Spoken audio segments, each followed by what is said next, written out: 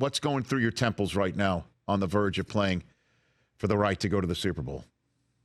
Shoot, we're excited. If you told me 2 years ago, my rookie year, if you told me then, in 2 years you're going to be playing in the NFC Championship, I'm going to be honest, I don't know if I would believe you. But just, the work that we put in as a team, just to see everything come to life these last 2-3 years while being here has been amazing. But we feel like the time is now for us as a team. You don't get these chances often, from guys that have been here before, like Jared, he's been in the Super Bowl before. You never know when these opportunities come. And for us, we feel like we got to make the most of it. We got a chance to do something special here. And like I said, the time is now.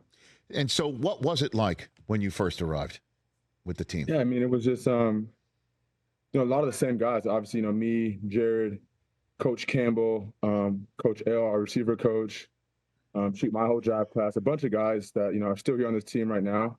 When we all got here, I didn't know much. I'm going to be honest. I was a rookie.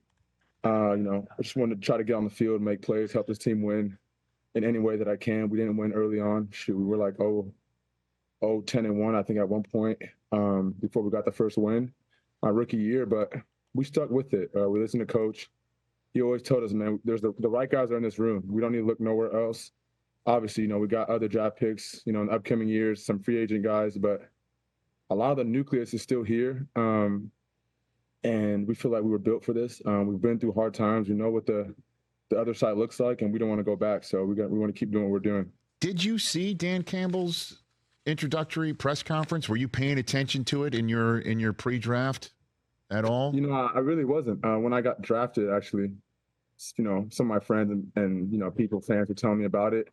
And so that's what really when I watched it and saw it, but I didn't know of it before I got drafted. So it's kind of funny when I got drafted. So what was your impression of it when you finally had it played for you? Yeah, they're like, you're about to bite some kneecaps off. I didn't know what they meant. And then I finally saw the interview and it all made sense. But right. From his first introductory press conference, he brought the energy and he still brings that same energy every day. So when did the team start buying what he was selling? Was it right from the get-go? I think so. I don't know if everyone bought into it, but there's definitely, the guys that are still here, I feel like bought into it from, when he first got here. And we've been trying to, duplicate, whatever you want to call it. Just what he embodies, how he coaches us, what he sees in players, what he admires in players, fighting through things, never giving up, being tough, finishing plays for receivers. For us, blocking down the field without the ball, things like that you can't really, you can't teach. You just gotta, either you got it or you don't. Either you want to put the effort in, put the work in, or you don't. And I feel like a lot of guys on this team are like that. We're selfless. We want everyone to win on our team, and we just want to go out there and do whatever it takes to win the game. What about you, man? What makes you tick? I feel like personally, I'm motivated internally, just through myself. I don't really need anyone else to motivate me. I've kind of been like that my whole life. I just want to be the best version of myself that I can be.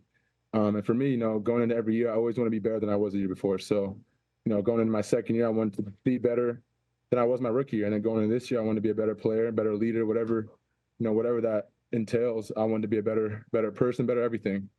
And I feel that I've been doing that. And then just being consistent. That's the biggest thing for me is, consistency is what lasts in this league. Some guys have one good year, 2 good years. But if you string a 5, 6, 7, 8 good years back to back to back, that consistency is what really matters. So that's always been my biggest thing. Who's your model? Who's your role model?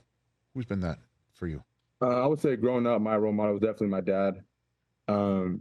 Just being around him, seeing how hard he works.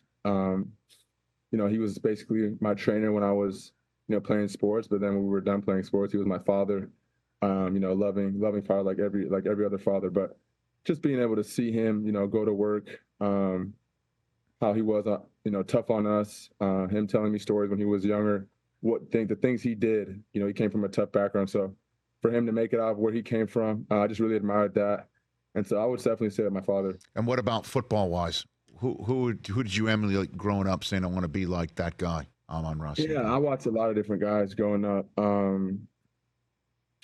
loved, watching Antonio Brown, Odell Beckham Jr., Keenan Allen, Devontae Adams once my brother got on the Packers, because, I didn't watch too many Packer games, but once he got drafted to the Packers, I watched his games, obviously. And, when you watch the Packers play, you can't help but to see Devontae make plays. So watching his game, a bunch of guys that I try to, take things from that are in this league that, do amazing things, whether it's route running, after the catch, whatever it is. So I love watching a bunch of guys. Catch the Rich Eisen Show every single day on the Roku channel, 12 to 3 Eastern, for free.